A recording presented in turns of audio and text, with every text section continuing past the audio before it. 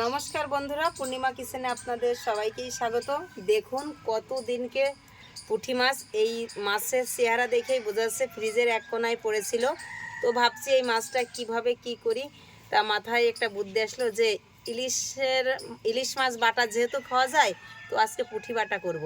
তা পুঁটিটা বাটা করছি। দেখুন এই মাছটাই, এই পড়ে থাকা মাছটাই কিন্তু খেতে ভীষণ দুর্দান্ত স্বাদ লাগবে।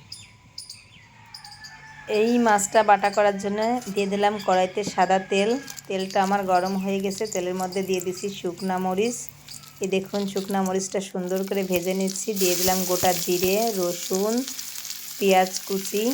এটা দিয়ে সুন্দর করে ভেজে একে একে সব তুলে নিচ্ছি।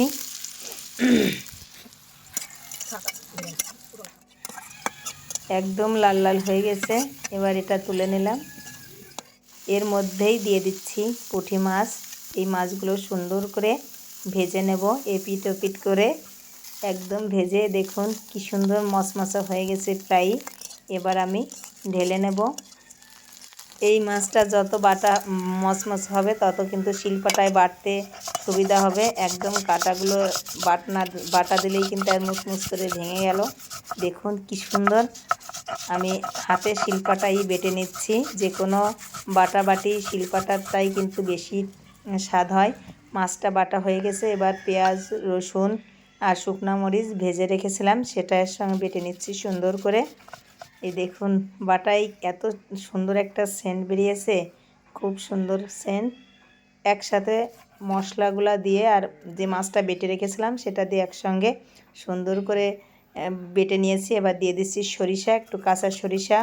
এই সরিষাও সুন্দর করে এর সঙ্গে একসঙ্গেই বেটে এই যে মাখিয়ে নিচ্ছি। এরপর দিয়ে দিচ্ছি সরিষার তেল। সরিষা বাটা রাখ, কি সুন্দর যে ঝাঁজ বের হচ্ছে।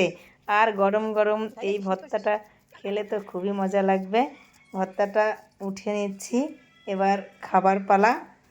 এই দেখুন খেতেও বসে গেছে, ভর্তাটা তুলে নিচ্ছে। আজকে পুঁটি মাছ ভর্তা করেছে। এই পুঁটি মাছটা খেয়ে দেখবো যে পুঁটি মাছটা কেমন আছে। এই ভর্তার কথা হয়তো কোনোদিন কেউ জানে না। তো আজকে আমিও দেখলাম এই নতুন একটা পুঁটি মাছ ভর্তা। যা খেয়ে দেখি কেমন হয়েছে।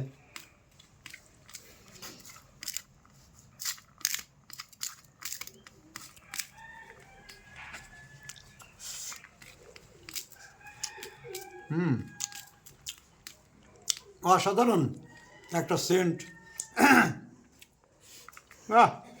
একেবারে